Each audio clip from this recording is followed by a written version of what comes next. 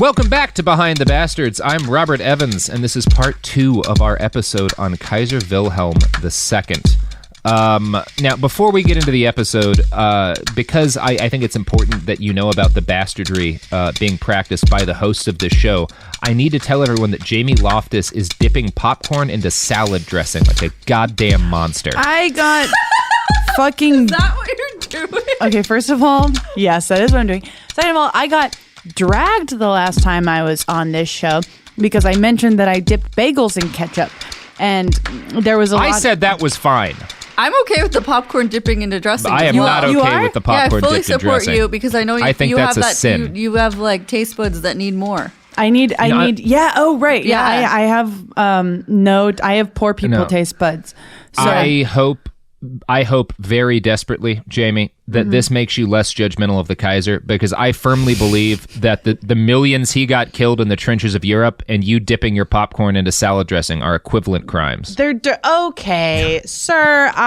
It's first of all, I will this is your battle of the Somme. This is not ideal. I would prefer to dip popcorn in soy sauce. There's no soy sauce here. I go for salad dressing. Dipping popcorn in soy sauce is your Verdun. Here's the thing. I like to make dry food wet. I can't explain why. I'm sure there's a very fucked up motivation behind it. But when a food is dry, I'm like, let's moisten this up.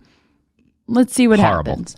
Good. Horrible. It's good. Horrible. I've never been so proud to be your friend, Jamie. Thank you so much. It actually, I feel bad because I'm sure the salad dressing is stinky. But nevertheless, she persisted. Yeah, there you go. Live your truth, baby. Does this make you uncomfortable, Robert? I was just going to say, speaking of living your truth, let's talk about what happens when a profoundly damaged young man becomes the king of Germany and then gets a chance to live his truth. I've got his birth chart up. Let's figure this out. Let's do it.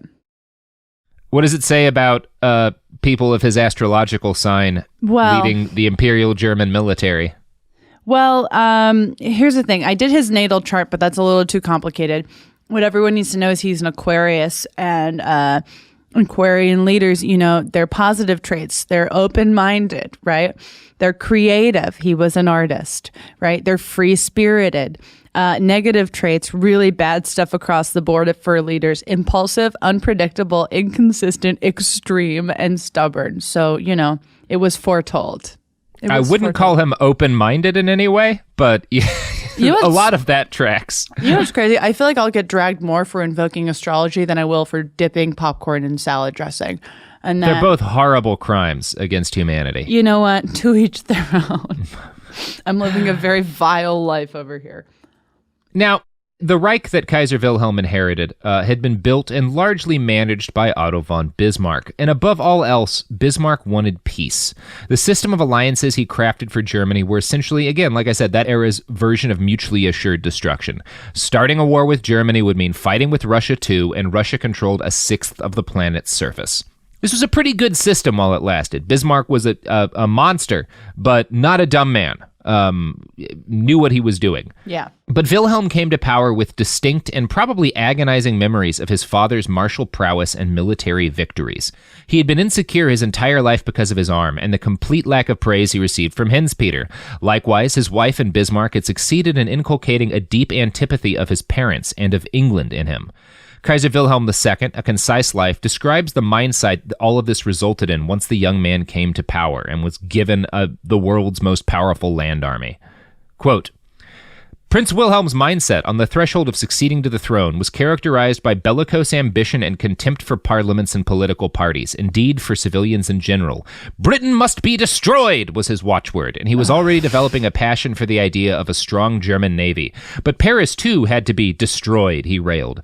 Wilhelm was, naturally, very much in favor of war and hopes it will break out soon, General Waldersee noted with glee on 25th January 1887. Under the latter's influence, the prince also advocated war with Russia. Sure. That young man wants war with Russia and would like to draw his sword straight away if he could, Chancellor Bismarck recorded with dismay in 1888. So, and to be clear, he doesn't come to power until he is nearly 30 years old. Yeah. Is that right? So at this point, we're like, this is no longer... I think 29, yeah. Yeah, so he's not a boy anymore. A juvenile young boy who wants to have sex with his mother's hand. This is a grown-ass petty man Who wants to have sex with his Who mother's wants hand. to have sex with his mother's hand, of course. Yes. Now, Bismarck was also deeply concerned about the young emperor's almost violent hatred of Jewish people. This was the result of the influence of one Adolf von Stoker, the court chaplain. Now, Stoker was a member of the Christian Socialist movement, an anti-Semitic far-right party that also hated Catholics. Wilhelm's parents and grandmother had all been disgusted by discrimination and had pushed to end it in their country. But Wilhelm wanted to blaze a new, much more racist path, and he was supported in this by the Prussian officer corps, who were also thoroughly bigoted. The Kaiser and his new allies wanted to keep the German race pure, stop Jewish immigration, and remove Jews from positions in schools and public office. Before his ascension, Bismarck had rebuked the prince for his support of anti-Semitism. This sparked a passive-aggressive battle between the two men. From van der Kist's biography of Wilhelm. When Bismarck had articles published in the official press taking the religious conservatives to task for using Wilhelm, the latter wrote petulantly to Hinz-Peter that he did not deserve such treatment. As for the chancellor's sake, he had, for years, locked myself out of my parents' house. At about the same time, Wilhelm drafted a proclamation to the German princes, which was to be published in the event of his accession. Bismarck told him to burn it. Sulking, Wilhelm replied that when he came to the throne, he would have all Jewish influence over the press stopped. Told that this would be a violation of the Constitution, Wilhelm said grandly that they would have to get rid of the Constitution as well. Sounds like someone we know. Yeah! Yeah. If you look up Kaiser Wilhelm, Donald Trump, there's like a dozen different articles that different people have written about similarities between the two men. I think, for one thing, I don't entirely agree with that for a number of reasons. One of them is that Wilhelm is an infinitely more sympathetic figure than Donald Trump. Right. But there are some similarities, and that would definitely be one of them. Oh wow, there's a whole goddamn New Yorker article. Yeah, about there's it. a ton of articles about the similarities between the two men. Well, I'm a genius. Yeah. Wilhelm was fond of making these sorts of grand threats and pronouncements, like the one he made against Russia and England. Fortunately, they rarely resulted in anything. He was easy to talk down, and he was liable to balk at the last minute from acting on any of his rhetoric. But the rhetoric itself had a damaging effect on international relations. Wilhelm deeply worried the rest of Europe when he made this pronouncement to the people of Germany after taking the crown. We were born to each other, I and the army. We were born for each other and will cleave indissolubly to each other, whether it be the will of God to send us to calm or storm. You will soon swear fealty and submission to me, and I promise ever to bear in mind from the world above the eyes of my forefathers look down on me, and that I shall one day have to stand accountable for them, for the glory and honor of the army. Also, why can't you have sex with your mother's hand? That should be legal. TTYL, Wilhelm. Now, the Kaiser had no real military experience and no aptitude whatsoever for warfare, but he felt that he had to portray himself as a mighty warlord, in part because his father and grandfather had been mighty warlords. That was kind of Prussia's whole deal. So, to compensate for being just a dude with a bad arm, Wilhelm collected an absurd amount of military uniforms. His cousin, the Queen of Romania, wrote that he changed his uniform several times a day as a smart woman changes her gown. Now, Van der Kist's embarrassing. book... I know. It's about to get embarrassinger because Van der Kist's book goes into detail about just how extensive Wilhelm's wardrobe really was. Okay. In addition to his much-cherished foreign uniforms, he had a full one for every Prussian regiment, over 300 alone, to say nothing of those of Bavaria, Saxony, and Württemberg, as well as naval and marine uniforms. All had their own individual badges, sashes, caps, helmets, epaulets, shoulder points, belts, swords, lances, and firearms. The resulting wardrobe and armory had to be housed in a hall containing huge wardrobes, with a Kammerdiener on duty from morning to night to select the shortest possible notice any outfit he might require. According to Anne Topham, his daughter's governess, he cut a fine figure in military dress, but in civilian clothes the effect was completely lacking. Many German gentlemen lost much appearance when out of uniform, but none to the extent that their emperor did. He no longer had any shred of dignity, and, curiously enough, that charm of manner was also bereft of its influence and merged into what was an offensive, wearisome buffoonery. He was wise, she added, not to appear before his subjects except in uniform. Oh God, I like how he's just like, how could I possibly not be a war hero? Look at all my shirts. Like you're like, yeah, that's not how that works. Pause. Pizza's here.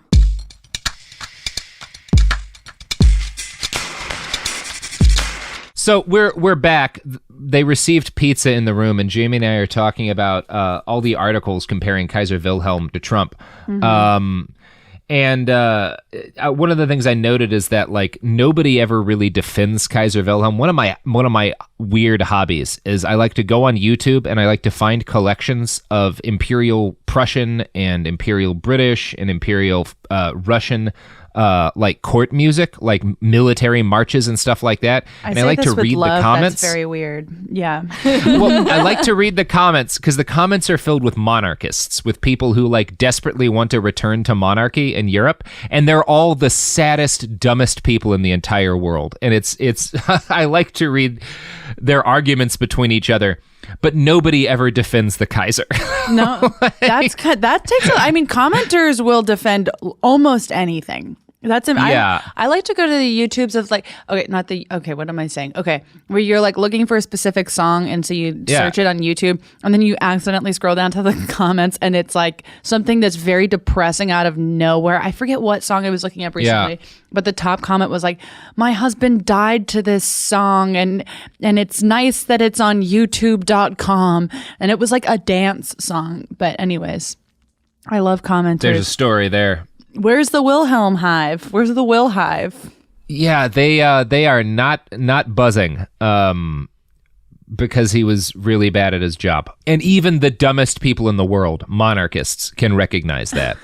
Now, as his reign began, the Kaiser fell under the influence of a number of bad apples. There was the anti-Semite Stoker, who we already talked about. There was also Count Alfred von Waldersee, the deputy chief of the German general staff. Now, he was a rabidly pro-war nutfuck who supported an immediate attack against both France and Russia.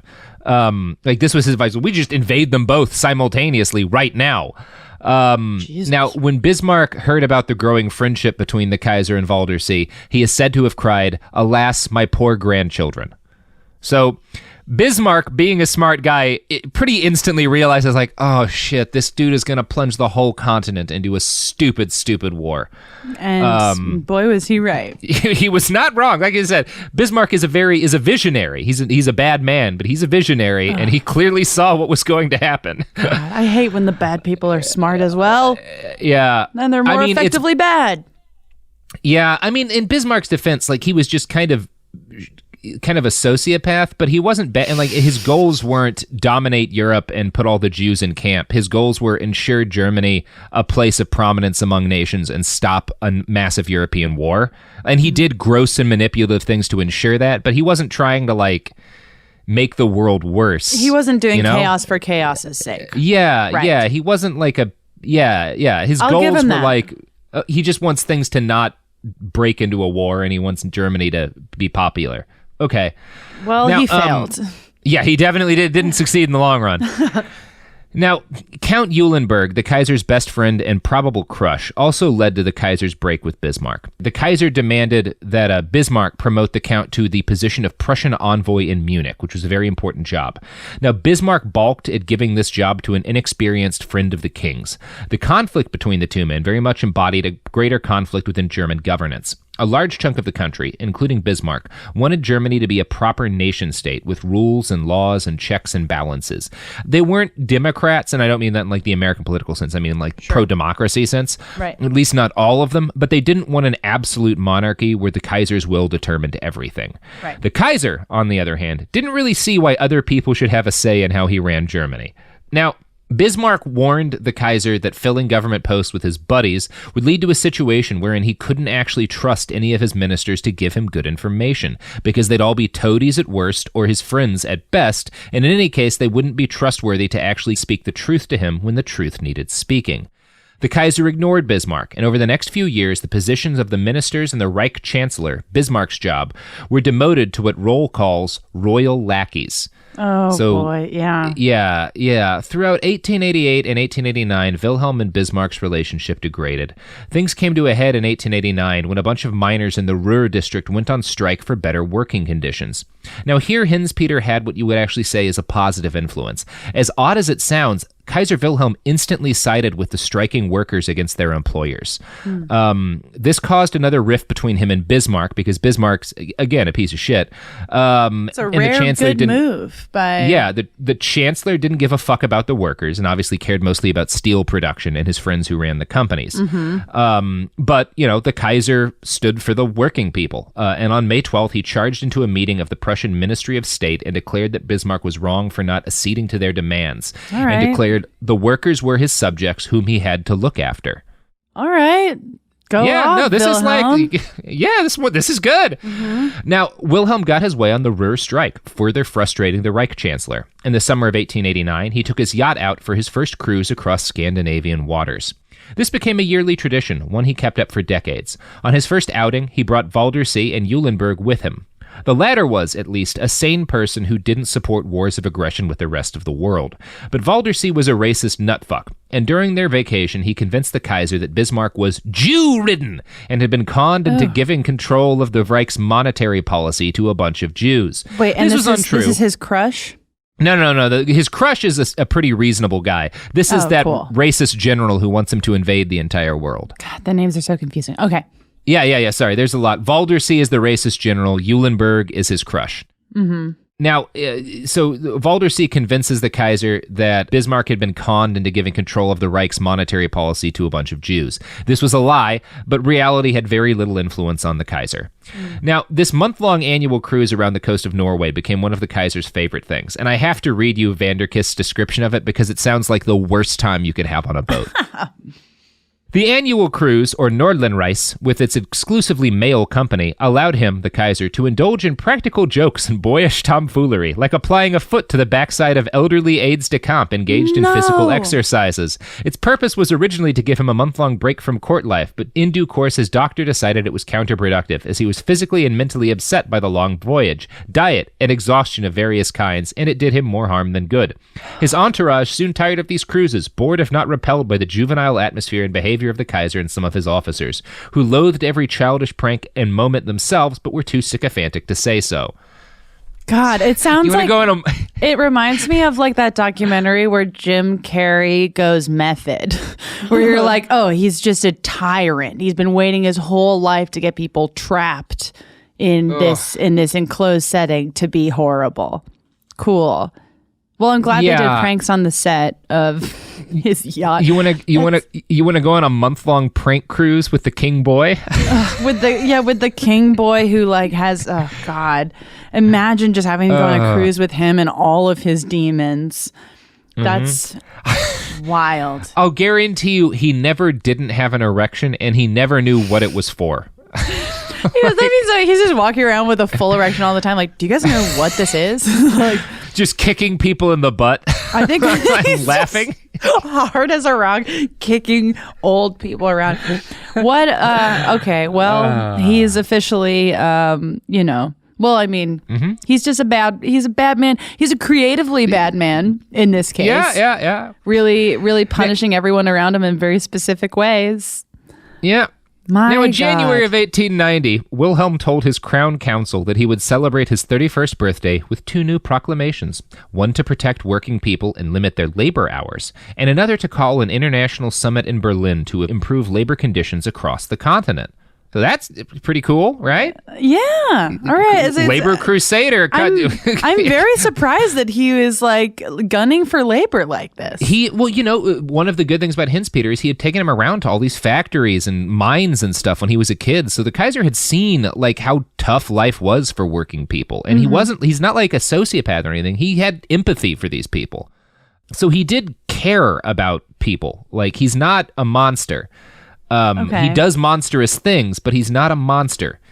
Now, Bismarck thought that the Kaiser's love of the working people was super dumb. The two fought over this, and another fight broke out in March of 1890 when Bismarck entered into negotiations with the leader of the Center Party. He's like, Dog, why do you care about the poors? It's such a bad fucking look. They're the poors, man. Come on. The poors. What the fuck? What are you going to get out of that?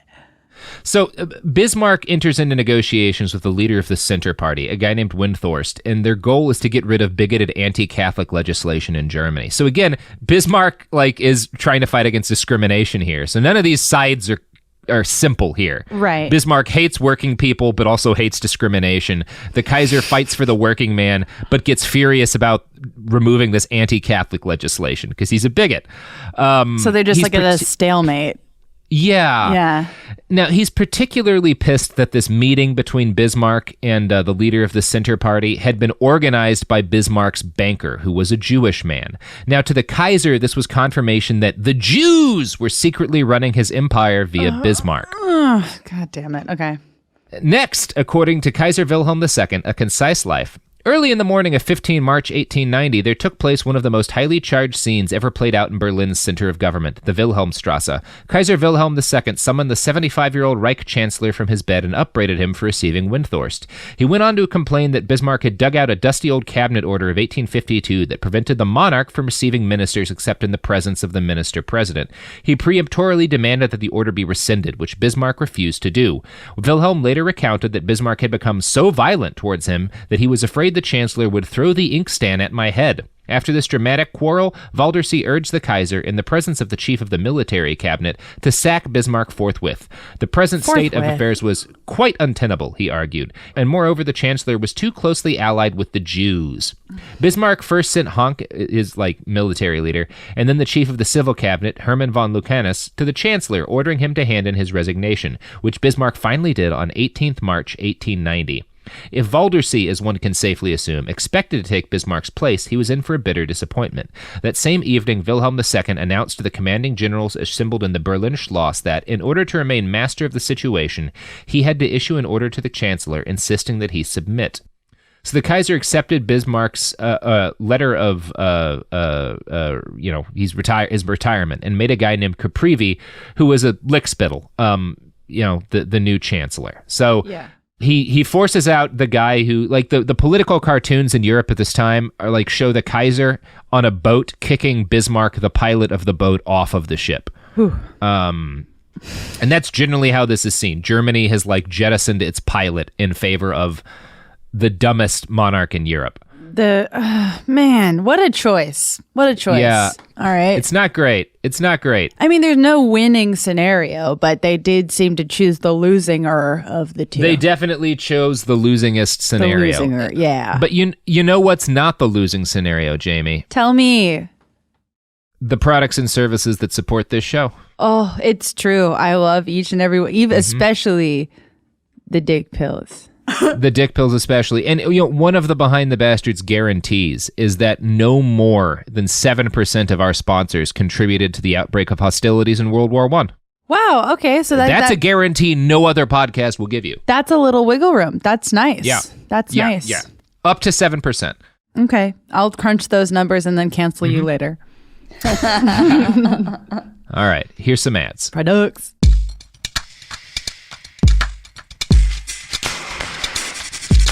Now, with Bismarck out, Kaiser Wilhelm was the unquestioned chief power in Germany. And this was not a good thing. Wilhelm was bad at every aspect of the job, particularly diplomacy. And he had been for years, is the most frustrating part. And he had been for years! This was not a shock to anyone. Oh, okay.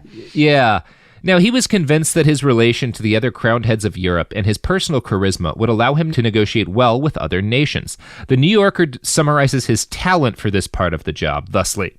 Quote, he called the diminutive King Victor Emmanuel III of Italy the dwarf in front of the king's own entourage. He called Prince, later Tsar Ferdinand of Bulgaria, Ferdinando Naso on account of his beaky nose and spread rumors that he was a hermaphrodite. Since Wilhelm was notably indiscreet, people always... Yeah.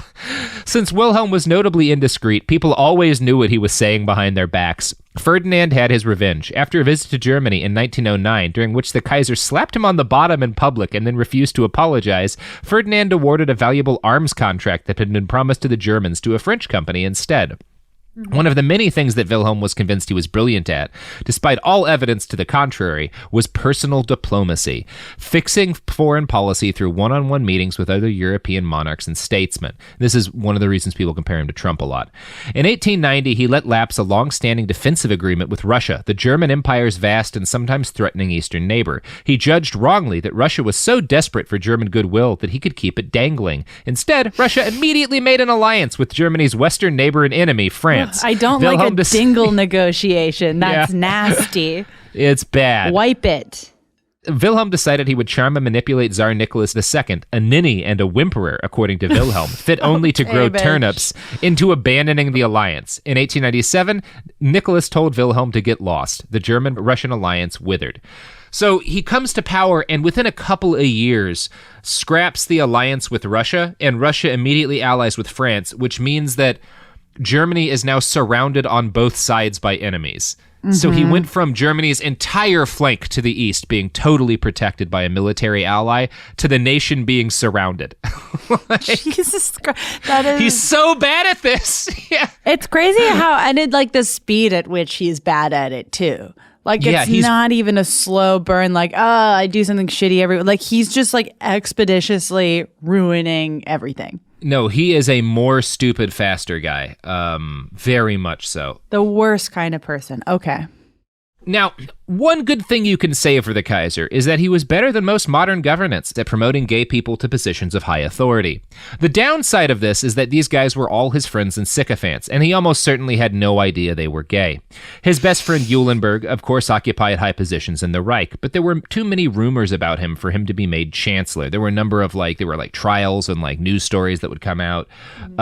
So the Kaiser promoted a dude named Bülow for the job. A letter Bülow wrote in July 1896 shows that things within the German government had degraded exactly the way Bismarck predicted they would.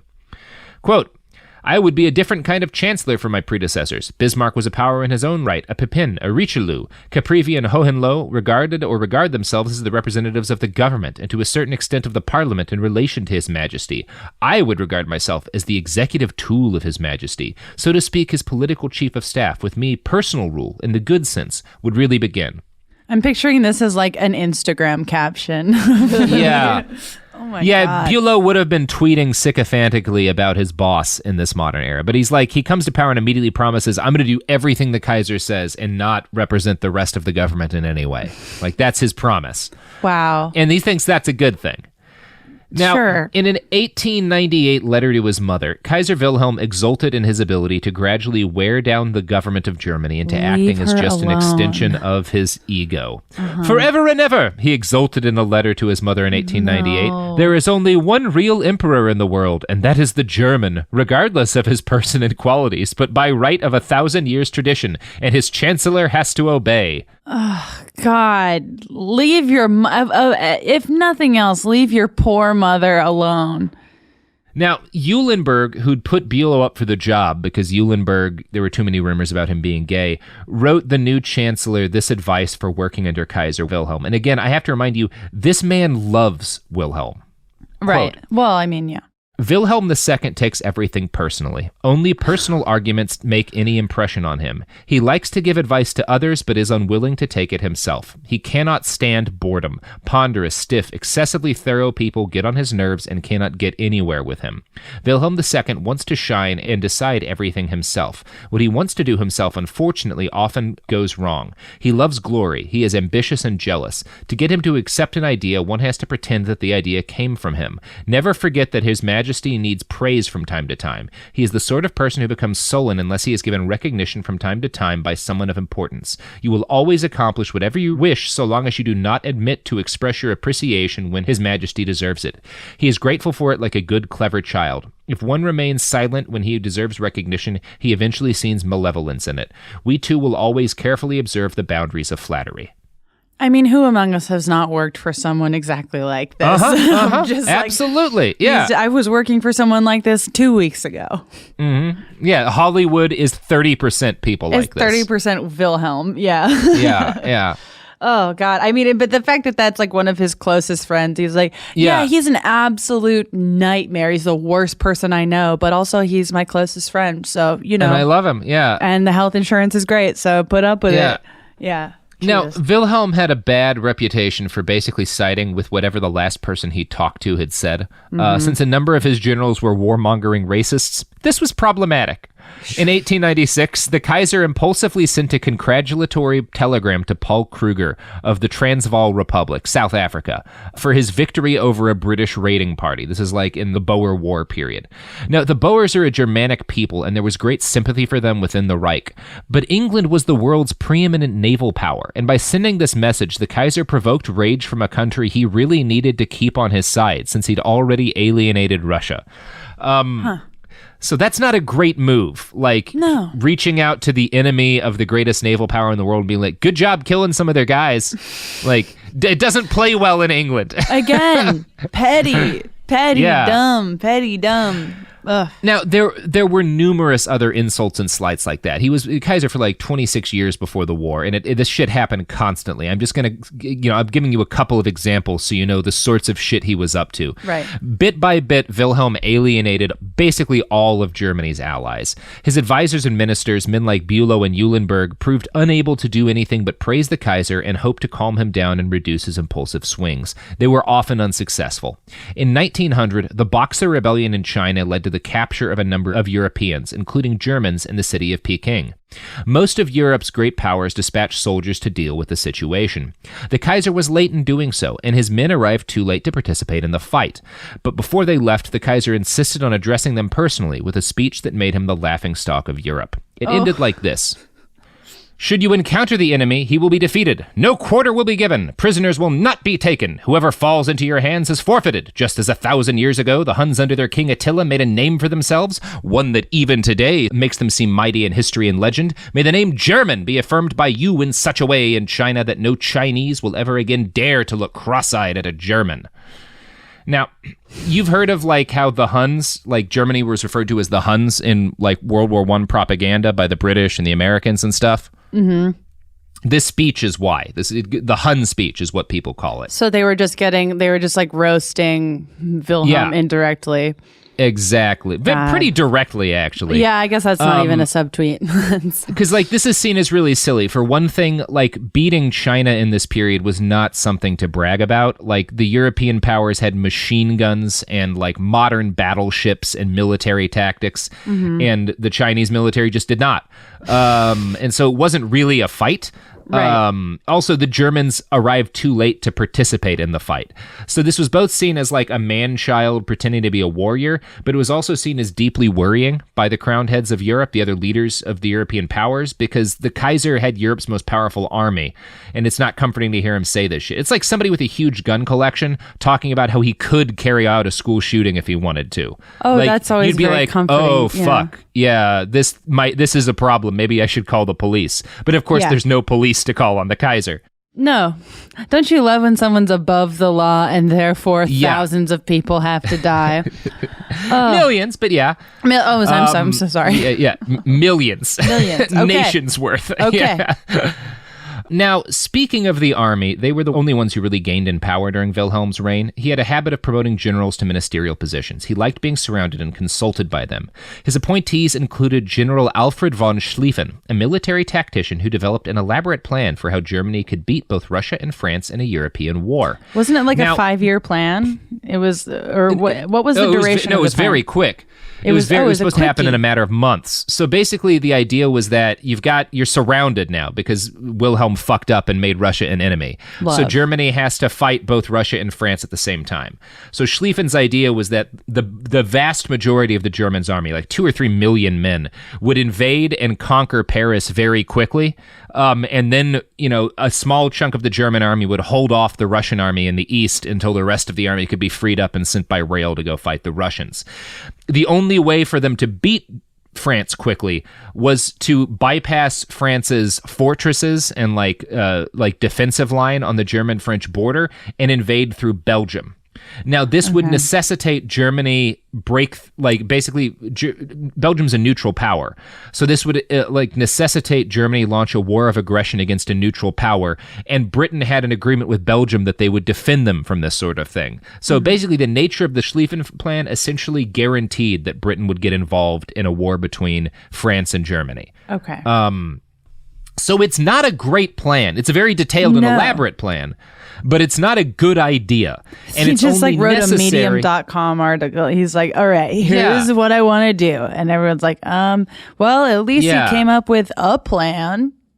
I mean, you could argue that it was the best possible plan in the impossible situation that the Kaiser had put Germany in. Yeah. No.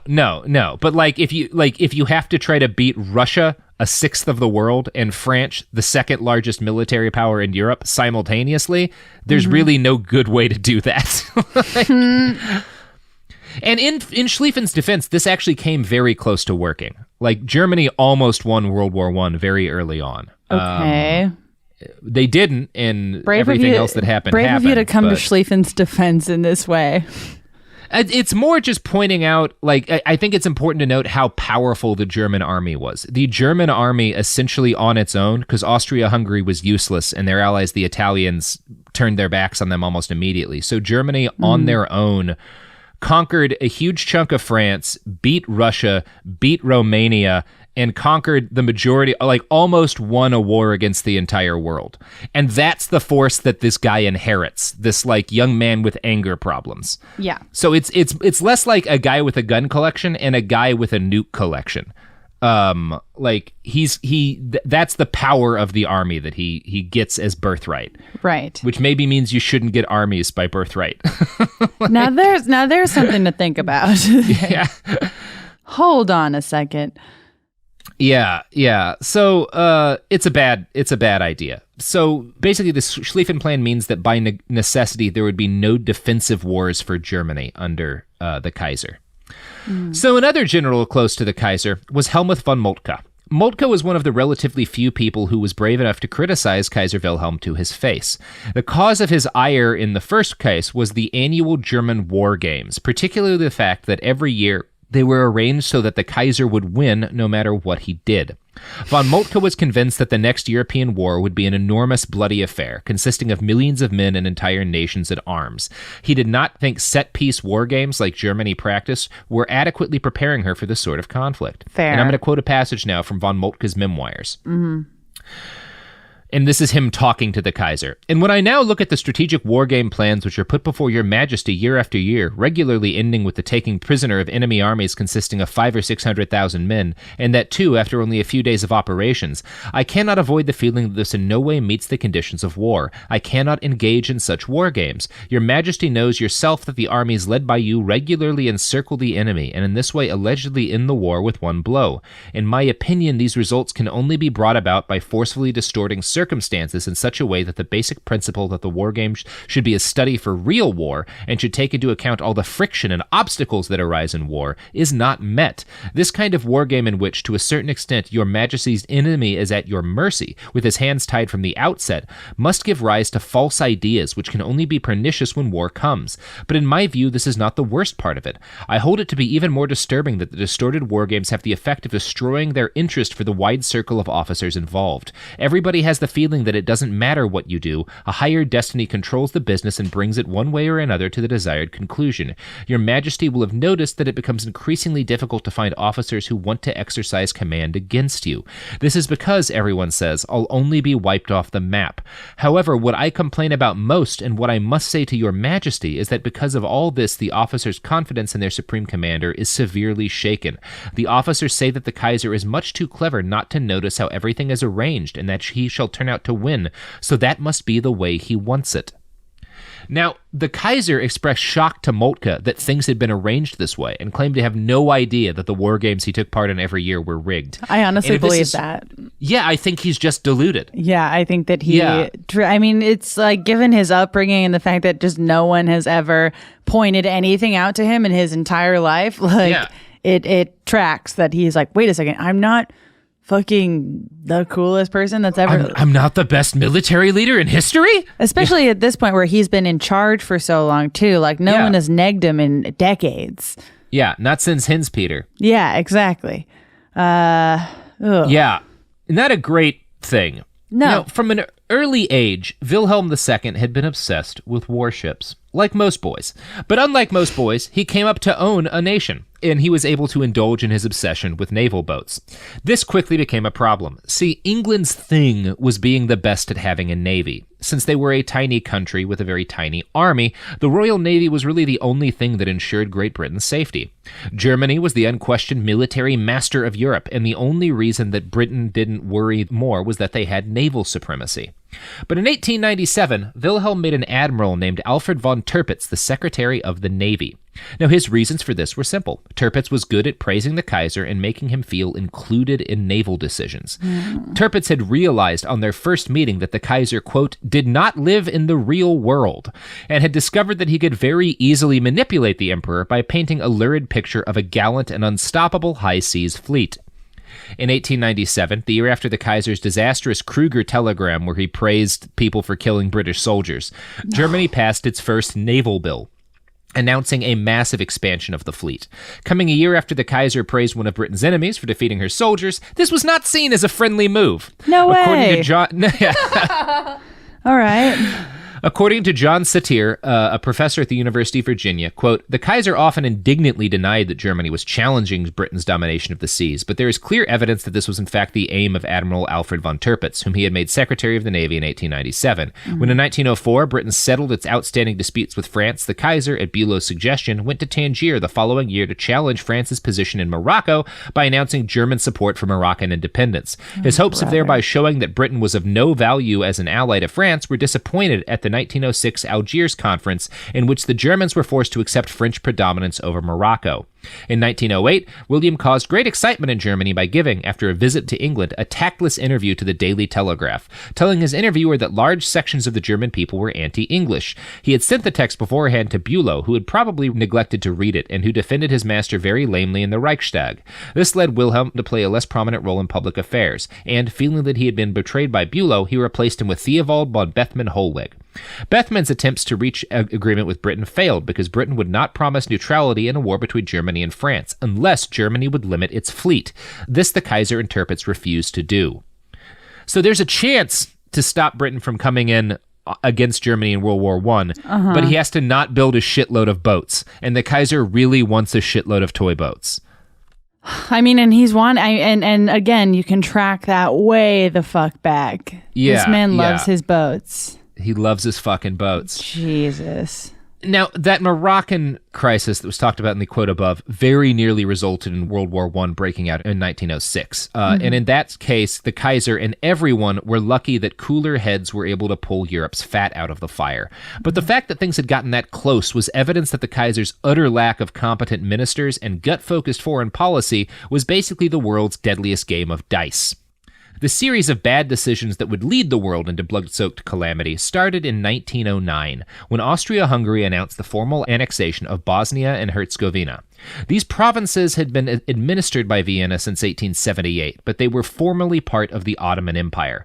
When the Young Turk Rebellion swept the Ottoman Empire and imposed a constitution on the Sultan, Austria-Hungary saw it as a chance to right what they saw as a historical wrong.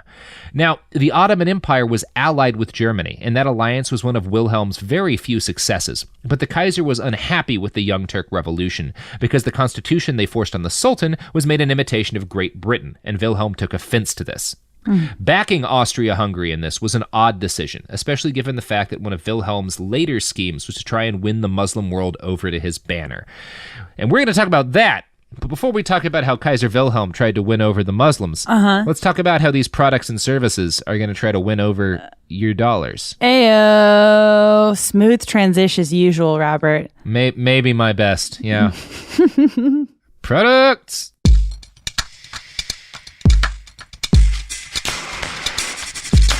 We're back! Huh. Now, we're talking about Kaiser Wilhelm's attempt to make all the Muslims love him. That may seem weird, but there's logic behind it. See, the British Empire ruled a huge chunk of the Muslim world, and the French Empire did as well, and most of those Muslims were unhappy with this fact. If Wilhelm could earn their loyalty, he thought, it would provide him with another weapon to use against England. Friendship with the Ottomans also helped counter Germany's isolation, which was only a thing because Wilhelm sucked at diplomacy. In 1905, he said this: "In the present very tense circumstances, when we stand almost alone in the face of great coalitions which are being formed against us, our last trump card is Islam and the Mohammedan world." So Wilhelm saw the Young Turks and their Anglo-friendliness as an attack on his hard-won courtship of their empire. So he threw them under the bus to support Austria-Hungary's ambitions. This trend of supporting Austria-Hungary, regardless of what it did, would prove to be all of Europe's undoing. As Roll's biography notes, from then onwards, Kaiser Wilhelm ardently supported his allies' initiative and, as usual, overshot the mark in his martial enthusiasm. When the possibility of war between Austria-Hungary and Serbia loomed, he exclaimed, "If only it would start!" He was fully aware of the danger that Germany could be drawn into a war against France and Russia by a Balkan conflict. 13 years earlier, on November 1895, Wilhelm II had assured the Austro-Hungarian ambassador, Count Ladislaw von... I'm not going to try to pronounce this fucker's name. The Austro-Hungarian ambassador, quite plainly, that he would stand at Austria-Hungary's side with all the forces at my disposal, without any further inquiry as to whether there's any cause for war that exists in our accordance with our Treaty of Alliance. Your all-highest sovereign, Franz Joseph, may be quite sure that if at any moment the position of Austro-Hungarian monarchy is at issue, my entire fighting forces will be immediately and unconditionally at his disposal. So the Kaiser gives Austria-Hungary a blank check to do whatever they want, and this would wind up probably being the key mistake most responsible for plunging Europe into the First World War. Yeah. Yeah. Seems to be the popular opinion. Yeah. When Archduke Franz Ferdinand was assassinated by a Serbian partisan in the summer of 1914, it made Austria's war against Serbia inevitable. Russia was bound to come to Serbia's defense, and the Kaiser had repeatedly promised, loudly and publicly, to back Austria-Hungary in any such war. Now, there'd been another Balkan crisis in 1912 and 13 that had almost led Europe off a cliff into war, but again, cooler heads had talked things down. This time, however, in 1914, there were fewer cooler heads available. For one thing, the Kaiser's best friend, Eulenburg, was no longer in the picture. A complex blackmail plot, orchestrated in part by pro-war elements in the German government, had been executed against Eulenburg. The chief cause for this was Eulenburg's pacifism. Once he was out of the picture, the Kaiser had no friends close to him who actually cared about him as a human being. Eulenburg was a lickspittle, but he was a lickspittle who legitimately had Wilhelm's best interests at heart and didn't want a war. Sorry, can you unpack the term lickspittle? Yeah, he's a sycophant. He's somebody who just is going to praise the leader and not going to question them too much. Is that your word, or is that someone else's word? No. That's a common word. Yeah. Well, says you. I learned it from the Simpsons. Says, oh, okay. Well, fine. Now, Continue. with Eulenburg gone, the Kaiser's next best friend was Prince Max Egon of Baden, who was closely related to the Emperor of Austria-Hungary, which, of course, had drawn the Kaiser closer to the Austrian royal family, which made him make more and more dumb promises. I'm simplifying things here by quite a lot because we only have so much time, but I think this paints the essential picture of what went on to bring Wilhelm to a point where he was willing to make these bad calls. I mean, it is kind of remarkable just hearing it all out in order, like how long a massive conflict was avoided. Like there's so many close scrapes before something actually starts. Yep. And there were a lot of other things going on. One of them was cold, ugly math. The German general staff had this fabulous plan cooked up by Schlieffen to win a two-front war in Europe, and they'd kept careful tabs on both the Russian and French armies. And they'd calculated that 1914 was basically the best year possible for them to have a war like this, if it was inevitable, which they thought it was, because both nations had started revamping their field armies. So this exact sequence of events that led to the outbreak of hostilities in World War I is too long a story to fit in at the end of an episode, and Kaiser Wilhelm's exact level of blame is heavily debated to this day.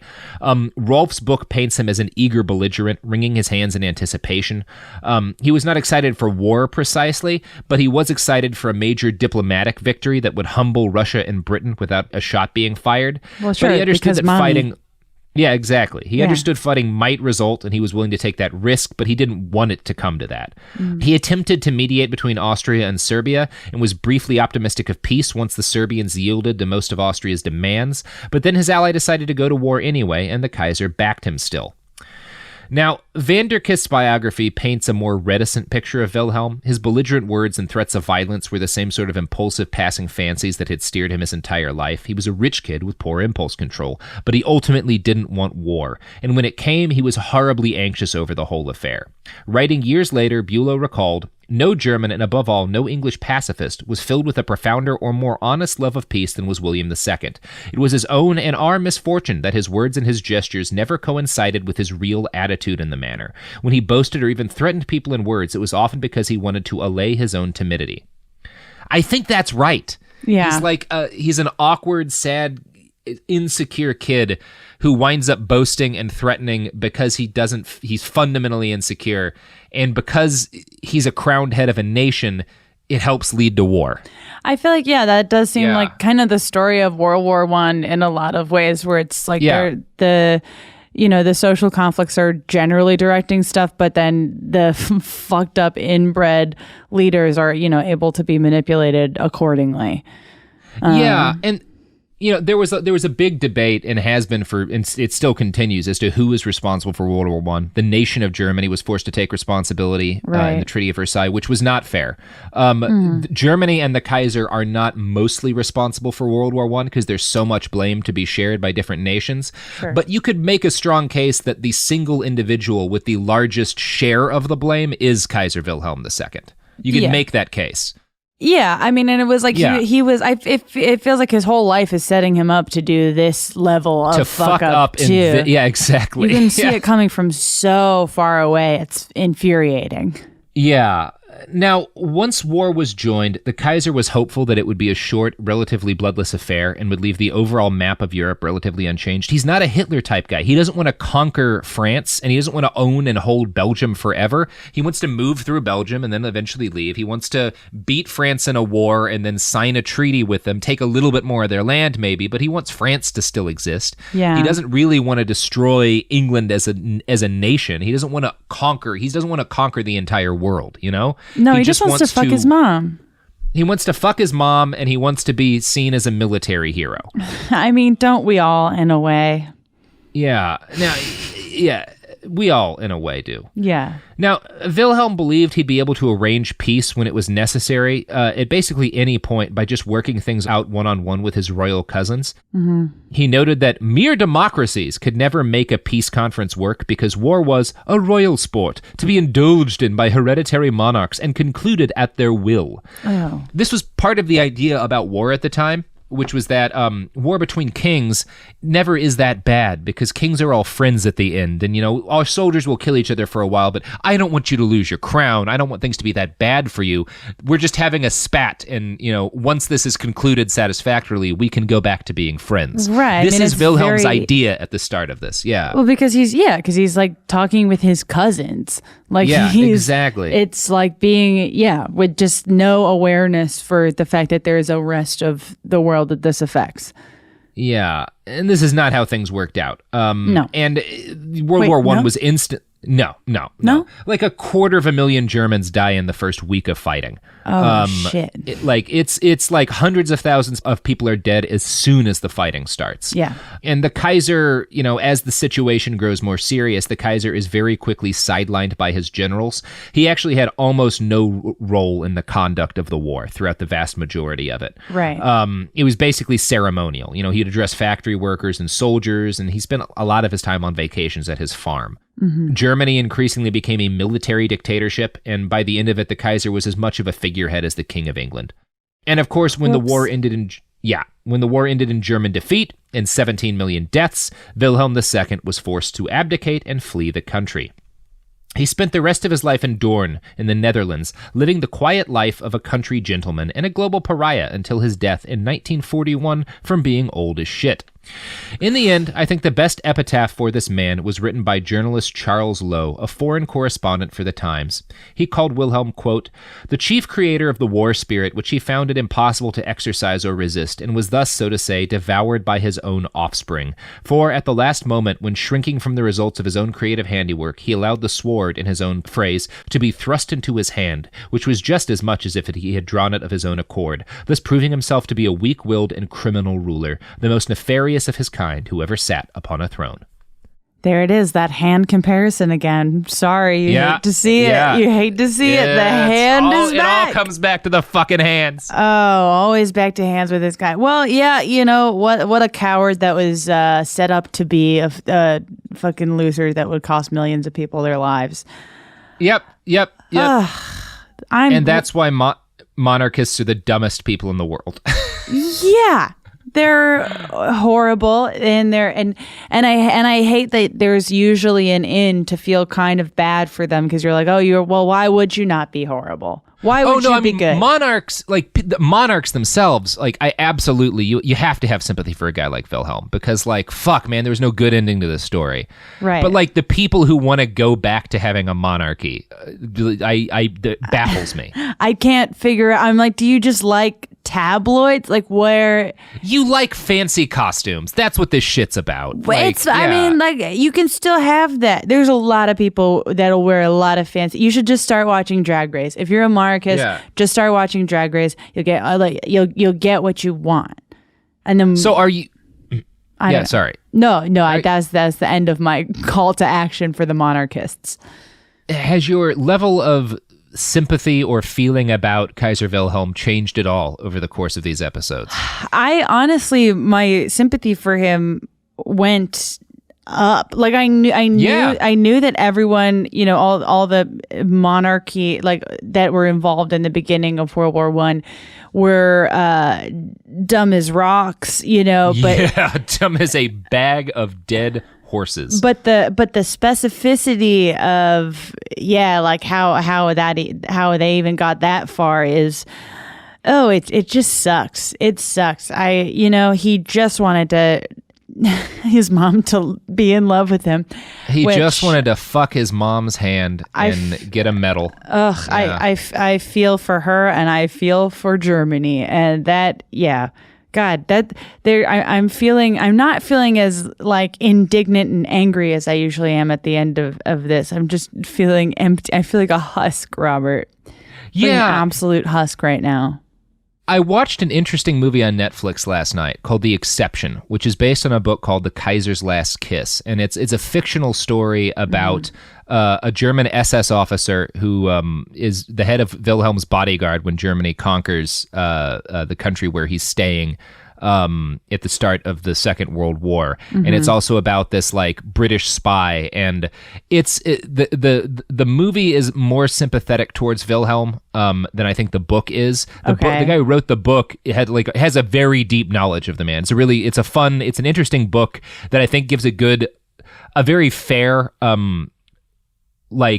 accounting of the man's personality, and doesn't make him into a demon or a good guy. Okay. Like he's just like, one of the phrases that it says about him is that he was half genius and half child. And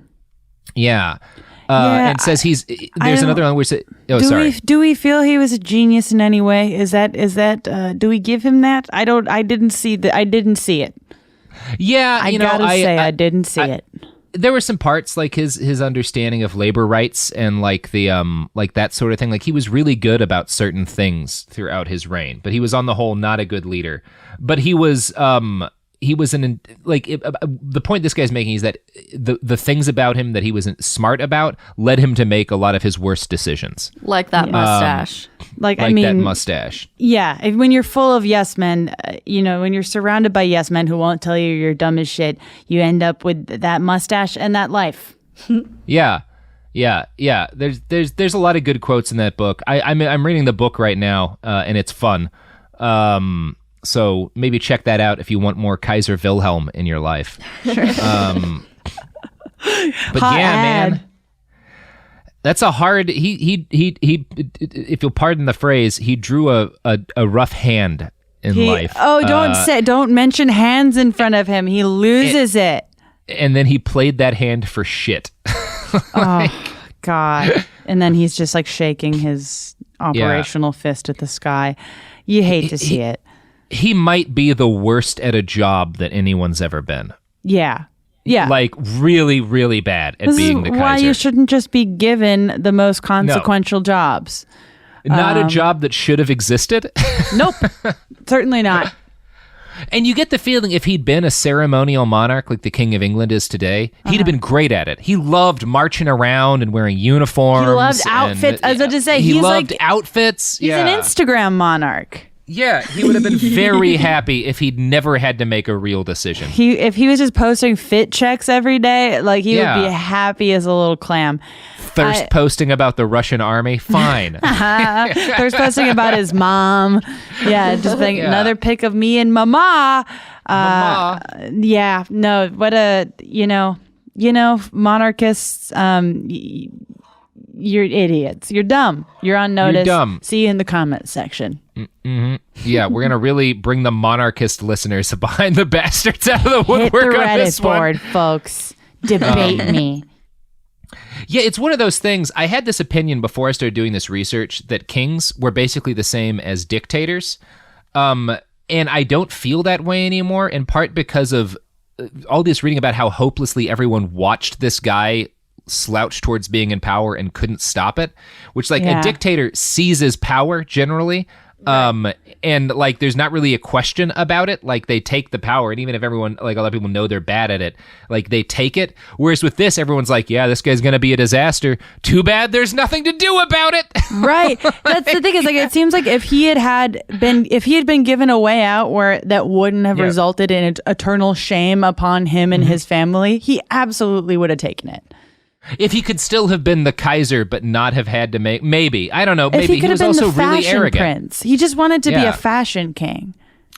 Yeah, I do think he wanted to be a military power too, though. And like, I don't think he wanted to in that. I don't think he was inherently a military kind of guy, but because his whole family had raised him to believe that it's shameful to be a Prussian and not be a great warrior. Yeah. Like, yeah. It's fucked, man. It's a bummer of a story. It's definitely fucked. I hate that I feel for him, but I do. You kind of can't. It doesn't mean he didn't get millions of people killed and isn't a piece of shit. But like, it also means that like, well, fuck, you plug anybody into that job with that kind of upbringing. How does it end well? How does it possibly? Yeah, it's I blame society, Robert. I blame very specific assholes, not society in general. I blame a bunch of shitty people, including Queen Victoria. We live in a society. That's my whole point. I blame George Hinspeter, Queen Victoria, the Empress Augusta, and a couple of other terrible assholes. Okay. And some bad doctors. I blame the doctors. I blame the arm stretcher. Whoever made the arm stretcher. That didn't help. They really have a lot to answer for. All right? Because it didn't work, first of all. And second of all, it was deeply humiliating. And you can sort of trace the death of many people to the humiliation from the arm stretcher. So, buy an arm stretcher. By the way, this podcast is supported by arm stretchers. What if an ad came on for an arm stretcher right now? Oh, boy. Is your child the Prince of Prussia? Is his arm gimp? Buy an arm stretcher. Stretch it out, of course. Good Lord. Oh, boy. Yeah, he is. You can't really understand him unless you understand that he was also a disabled man who was abused by a bigoted medical establishment. Right, and there was like no option or ability for him to be accepted as he was. It sucks. It fucking sucks. You know what doesn't suck, Jamie? What? Your pluggables. That's, well, wait and see. No, I'm kidding. They're great. You can follow me on Twitter at Jamie Loftus Help. You can listen to, I'm releasing a short form podcast called My Year in Mensa that's about my horrible year in the Mensa organization. So excited. Robert, your voice is in it. Thank you. I was editing it in just yesterday. It comes out on Thanksgiving. It's a full-blown nightmare. I hope people listen to it. And then you can listen to the Bechdel cast every Thursday. And those are my pluggies. Listen to the Bechdel cast. Listen to My Year in Mensa, which is Jamie's year in Mensa, not my year in Mensa. Not your year. But, you could if you wanted to. But, Yeah. No, I could not. Find us on the internet at behindthebastards.com, where we'll have all the sources for this. Find us on Twitter and Instagram at @bastardspod. And find some room in your heart to buy a neck stretching machine for the young infant child in your life today and ensure they grow up just like the Kaiser. I gotta go get a stretch in right now. Right after I write my mom the scariest letter I've ever written in my life. Yeah. Everybody write your moms about their sexy, sexy hands. Everyone writing about their mom's sexy hands. No shame, just don't hit send. It's Some that shame. simple. It's Some that shame. Robert is pro shaming people horny for their mom's hands. I'm a little more open-minded. That's the fucking episode. Bye.